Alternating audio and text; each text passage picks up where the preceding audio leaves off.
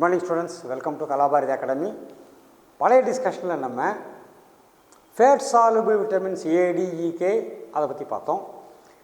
இன்றைக்கி discussion vitamins continue பண்ணுறோம். இதில் B group of vitamins, vitamin பிங்கிறது it's a group of vitamins. அது B1 B2ன்னு வரிசையாக போயிட்டே இருக்கும். B1 B2 B3 B4 B5 B6ன்னு போயிட்டே இருக்கும். B1க்கு இன்னொரு பேர் தயமின், B2க்கு ரைபோஃப்ளவின், B3க்கு pantothenic acid, B4 choline, B5 niacin அல்லது nicotinic acid and B6 pyridoxine. இந்த 6 விட்டமின்ஸு பாடியில் மேஜரான இடங்களில் பார்த்தீங்கன்னு சொன்னால் கோஎன்சைம்னு கொடுத்துருப்பாங்க. Acts coenzyme, acts coenzyme, acts coenzyme இப்படி கொடுத்துருப்பாங்க. டெரிவேட்டிவ் ஆஃப் கோஎன்சைம் இப்படி கொடுத்துருப்பாங்க. இப்போ ரியல் மீனிங் என்னென்னு சொன்னால், ஒரு என்சைம் ஃபுல்லாக வேலை செய்யணும், அது கூட இன்னொன்று சேர்ந்தால் தான் அந்த என்சைம் வெவ்வேறு சைக்கிளில் வேலை செய்ய முடியும். மெட்டபாலிக் ப்ராசஸ் வந்து சிம்பிள் ப்ராசஸ் கிடையாது. ஏன்னா கார்போஹைட்ரேட்டில் நிறைய வெரைட்டிஸ் இருக்குது, புரோட்டீனில் 5000 புரோட்டீன்ஸ் இருக்குது, நியர்லி ஐடென்டிஃபைட். ஃபேட்லேயும் அது மாதிரி.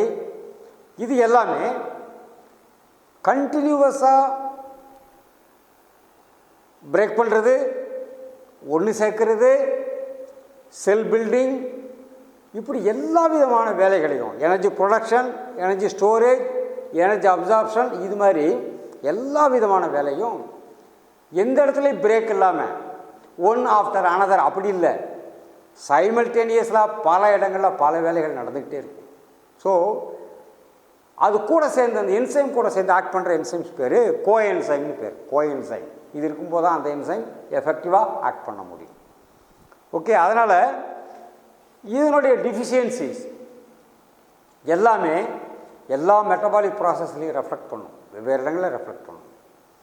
ஆனால் நம்ம இதில் என்ன பார்க்குறோம்னு சொன்னால், மேஜராக ஃபஸ்ட்டு வந்தோடனே எங்கே வரும் அதை பற்றி சொல்கிறது மட்டும்தான் இந்த டிஃபிஷியன்சி சிம்டம் பற்றி சொல்கிறோம்.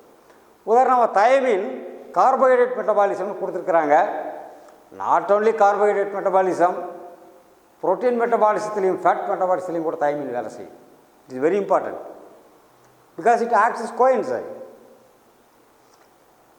இதனுடைய டிஃபிஷியன்சி பெரின்னு ஒரு டிசீஸ் கிரியேட் பண்ணுது. Affects muscular, nervous and cardiovascular. Whole muscular சிஸ்டத்தை அஃபெக்ட் பண்ணலாம், பட் எடுத்த உடனே ஃபுல்லாக எல்லா மசில்ஸையும் அப்படி பண்ணிடாது. என்ன நார்மலாக ஸ்கின்னு, பாம் இந்த பக்கம், பின்பக்கம், கைகளில், முகம், கழுத்து இந்த பக்கத்துல எல்லாம் வரும். பெயின் இருக்கும், நம்னஸ் இருக்கும், இது எல்லாமே சிம்டம்ஸ் வரும். கலர் ரெட் கலராக மாறும், ஸ்கேலியாக மாறும், இது மாதிரி மாறும். நர்வஸ் சிம்டம்ஸும் வரும். அண்ட் கார்டியோவாஸ்குலர் சிஸ்டம், கார்டியோவாஸ்குலர் சிஸ்டத்தில் ஹார்ட் ரேட் கூட்டலாம், இந்த மாதிரி வேலைகளெல்லாம் ஈஸி இந்த டிஃபிஷியன்சியில். தென் ரிபோஃப்ளவின் இது ஆல்சோ ஆக்சிடேஷன் ரிடக்ஷன் ரியாக்ஷனில் மிக முக்கியமான வேலை செய்யுது. எல்லா ரியாக்ஷனும் பயோகெமிக்கல் ரியாக்ஷனும் in the main oxidation reduction reaction தான். எங்கே ஆக்சிடேஷன் நடக்குதோ அதில் இன்னொரு காம்பவுண்ட் அதில் வரும்போது அதில் ரிடக்ஷன் நடக்கும். ப்ராடக்டில் இன்னொரு இடத்துல அது ரிடக்ஷன் நடக்கும். So it is a combined process தான். அதனால் என்ன ஆகுன்னு சொன்னால், இதனுடைய ஆக்டிவிட்டி பார்த்திங்கன்னா inflammatory condition, initial symptoms. Inflammatory கண்டிஷனாக என்ன, நம்முடைய பாடி நம்ம பாடியோடு சேராத அந்நிய பொருட்களை, ஃபாரின் சப்ஸ்டன்சஸை, அது carbohydrate, protein, fat, bacteria, virus எதுவாக வேணா இருக்கலாம், வெறும் தூசியாக கூட இருக்கலாம், பாடிக்குள்ளே வரும்போது அதை எடுத்து ரியாக்ட் பண்ணுறது எல்லா செல்ஸும் எந்த இடத்துல இருக்கோ அந்த இடத்துல கூடிய செல்ஸ் அதை எடுத்து ரியாக்ட் பண்ணும். என்ன அந்த ரியாக்ஷன் தான் இன்ஃப்ளமேட்டரி கண்டிஷன்ஸை க்ரியேட் பண்ணுது. இன்ஃப்ளேம்டு, வீங்கிடுச்சு, பெருசாகிடுச்சு, பெயின்ஃபுல்லாக இருக்குது, ப்ளஸ் ரெட்னஸ், பிளட் சர்க்குலேஷன் அதிகமாகிடுச்சு, ஹார்டாகிடுச்சு, இப்படி பல விஷயங்கள் அதில் வரும். Soreness, fissures in the corners of the mouth, இங்கே upper lip and lower lip ரெண்டு ஜாயின் பண்ணுற இடத்துல இருக்கக்கூடிய கமிஷர் அங்கே அப்படியே கிராக் விழுகும், லிப்ஸில் கிராக் விழுகும், டங்கில் கிராக் விழுகும், இது மாதிரி கண்டிஷன்ஸ்லாம் அது வரும். ப்ளஸ் கார்போஹைட்ரேட் மெட்டபாலிசம் எல்லாத்துலேயும் இது பண்ணுறதுனால பசியை இல்லாமல் ஆக்கும், பசி இல்லாமலே ஆக்கும். ஸோ இது நர்வஸ் சிஸ்டத்தில் ஒர்க் பண்ணுது, இங்கே அதனுடைய சிம்டம் தெரியுது, பசி இல்லாமலும் ஆக்கும். ஸ்கின் அண்ட் ஐ டிசார்டர் இதுவும் கிரியேட் பண்ணும். அண்ட் பென்டோதெனிக் ஆசிட் B3 இதுவும் coenzyme, essential for metabolism of fat and carbohydrate. Burning of the feet, கால் எரியும். அனிமியா இரத்த சோகை வியாதி.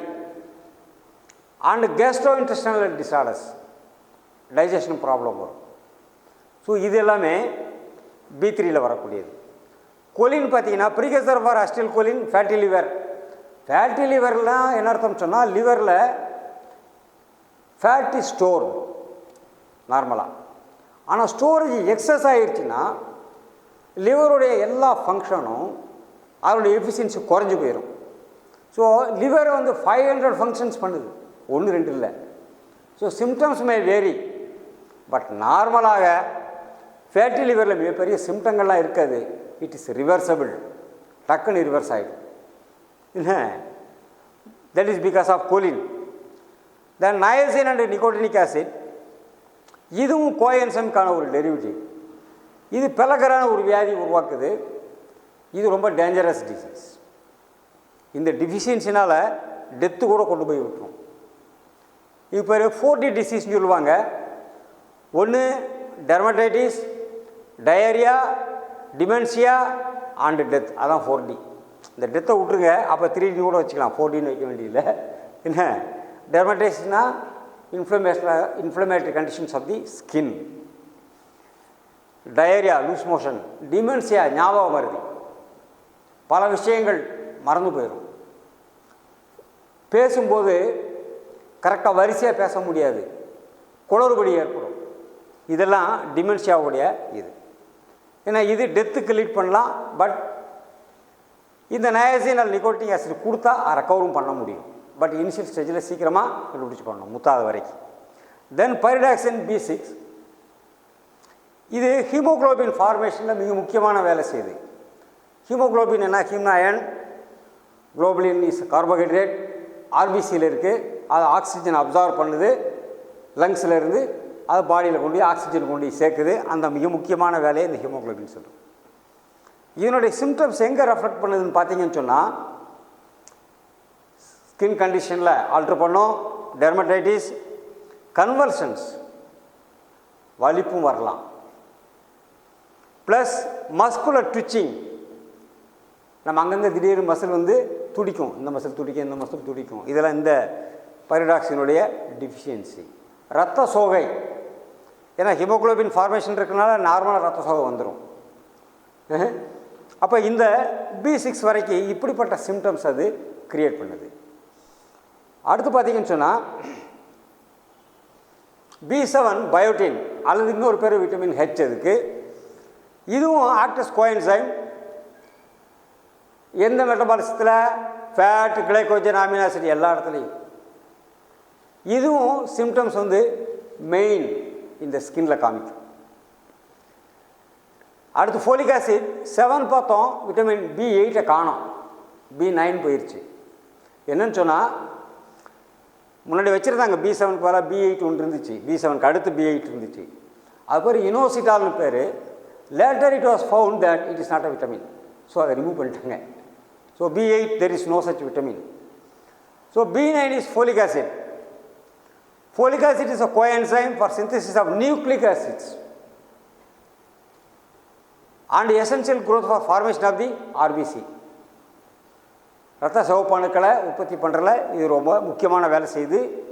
ப்ளஸ் செல்லில் இருக்கக்கூடிய DNA, RNAவில் இருக்கக்கூடிய நியூக்ளிக் ஆசிட் உற்பத்தி பண்ணுறதுலையும் மிகப்பெரிய ரோல் ப்ளே பண்ணுது. இதனோட விளைவு என்ன? மெகலோபிளாஸ்டிக் அனிமியா. மெகான்னு அர்த்தம் பெருசுன்னு அர்த்தம். பிளாஸ்ட் செல், பிளாஸ்ட்னா செல், பெரிய பெரிய செல்ஸ் இருக்கும். என்ன செல்ஸ்? பெரிய செல்ஸ் இருக்கும். ஆர்பிசியோட சைஸ் லார்ஜ், மெச்சூரிட்டி கிடையாது, ஃபுல் ஃபங்க்ஷனுக்கு அது வராது. And nucleated. ஹியூமன் ஆர்பிசியில் செல்ஸில் நியூக்ளியஸ் இருக்காது, செல்லில் நியூக்ளியஸ் இருக்காது. It is anucleated. இதில் நியூக்ளியஸ் வந்துருச்சுன்னு சொன்னால் இந்த ஆர்பிசி என்ன செய்ய முடியாது? ஆக்சிஜனை அப்சார்ப் பண்ண முடியாது, கார்பன் டை ஆக்சைடை ரிலீஸ் பண்ணுற வேலையை செய்ய முடியாது. ஸோ இது டோட்டலாக மெகலோபிளாஸ்டிக் அனீமியாவை கிரியேட் பண்ணுது. அதேமாதிரி கோபாலமைன் B12 promotes DNA synthesis, formation of RBC and myelin sheath. myelin sheath எங்கே இருக்குது? எல்லா நெர்வ்ஸையும் வெளியில் சுற்றி இருக்கக்கூடிய ஒரு ஷீத்து பேர் தான் myelin sheath, நெர்வ்ஸில் பூரா. ஸோ இது நர்வஸ் சிம்டமும் கொடுக்கும். டிஎன்ஏ சிந்தசிஸில் மாறுபடுது. ஸோ புரோட்டீன் ப்ரொடக்ஷன்லேயே மாறலாம் அதில் குறைபாடு வந்துச்சுன்னு சொன்னால். ஸோ பெர்னீசியஸ் அனிமியா முக்கியமான சிம்டம் டக்குன்னு வர்றது. மீதி லேட்டர் எஃபெக்டில் வேறு எல்லாம் வரலாம். இம்மெச்சூர் ஆர்பிசி, இதுலேயும் ஆர்பிசியில் நியூக்ளியஸ் வந்துடும். இதில் பார்த்தீங்கன்னா வித்தவுட் ஹீமோக்ளோபின், ஹீமோக்ளோபினில் வராது. ஏன்னா இதனுடைய ப்ரொடக்ஷன் டிஎன்ஏ சிந்தசிஸில் இருக்குது, அதுக்கு முக்கியமான ரோல் இருக்குது. ஸோ ஹீமோக்ளோபின் ப்ரொடக்ஷன் அங்கே மாறிடுது. Then causes nervous disorder. ஏன்னா மயலின் ஷீத் ஃபார்மேஷனில் மிக முக்கியமான வேலை செய்யுது. ஸோ நர்வஸ் கண்டக்ஷனில், இம்பல்ஸ் கண்டக்ஷனில் myelin sheath plays a important role. அந்த வேலையை செய்ய முடியாதனால நர்வஸ் டிஸார்டர் வரும். நர்வஸ் டிஸார்டர் எப்படி இருக்கலாம்? நடக்கிறதுல ஆரம்பித்து எல்லா வேலைகளையும், திங்கிங்கில், விஷனில், ஹியரிங்கில், எல்லா இடத்துலையும் சிம்டம்ஸ் காமிக்கிறது. எங்கே அஃபெக்ட் பண்ணுதோ அந்த சிம்டம்ஸ் அது காமிச்சிடும். தென் வைட்டமின் சி அல்லது ascorbic acid. Ascorbic acid is anti accident. Vitamin E மாதிரி இது ஒரு ஆன்டி ஆக்சிடென்ட். ஏற்கனவே சொன்னோம், எல்லா பயோகெமிக்கல் ரியாக்ஷன்ஸ்லேயும் ஆக்சிடேஷன் நடக்கும். ஆக்சிடேஷன் நடக்க நடக்க நடக்க பயோகெமிக்கல் ரியாக்ஷன் ரொம்ப ஸ்பீடப் ஆகும். தேவையில்லாத விஷயங்கள்லாம் உருவாகி ஏஜிங் சீக்கிரமாகும். ஏன்னா ரொம்ப டயர்ட்னஸ், ஃபெட்டிக் எல்லாத்தையும் கொடுக்கும். So anti oxidant is very important. Plus strengthen the immune system. Immune சிஸ்டம்னா என்ன? ஃபாரின் பாடிஸ் எதெல்லாம் உள்ளே வருதோ அதை பூரா எதிர்த்து போராடுறது, ஃபேகோசைட்டோசிஸ் இதெல்லாம் கிரியேட் பண்ணுறது, அதை இது ஸ்ட்ரென்தன் பண்ணுது. Necessary for healthy come and teeth. நம்முடைய கம்ஸ் அண்ட் டீத்துக்கு அத்தியாவசியமானது. கடலில் போகிறாங்க செயிலர்ஸ், ஷிப்பில் போகிறாங்கன்னு சொன்னால் பெரும்பாலும் அவங்களுக்கு ஒரு வியாதி வரும்.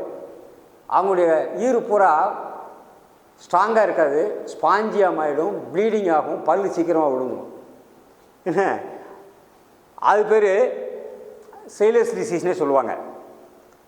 ஸோ ஸ்கர்வி அதாவது sailors disease character by spongy bleeding gums ஸ்பாஞ்சியாக இருக்கும், ப்ளீடிங் ஆகும். ஃபாலிங் ஆஃப் தி டீத், பல்லு விழுந்துடும். போன்ஸ் ஸ்ட்ரென்த்து போயிடும். ஃப்ராஜைல் போன்ஸ்னு என்ன அர்த்தம்? ஃப்ராஜைல்னால் ஈஸியாக உடையக்கூடியது, வளையக்கூடியது, டக்குன்னு உடஞ்சிரும். Delayed wound healing. ஒரு காயம் மட்டும் அவ்வளோ ஈஸியாக ஆறவும் ஆறாது. என்ன இது நார்மலாக குழந்தைகளுக்கு இந்த மாதிரி கண்டிஷன் இருக்கும். புண்ணு ஆனத்தை சீக்கிரம் ஆறாமல் போச்சுன்னு சொன்னால் என்ன அர்த்தம்னு சொன்னால் வைட்டமின் சி இஸ் டிஃபிஷியன்ட் அப்படின்னு சொல்லி அர்த்தம். ஓகே, இப்போ என்னுடைய சோர்சஸ் இந்த விஷயங்களை நம்ம நெக்ஸ்ட்டு கிளாஸில் நம்ம பார்க்கலாம். So thank you students.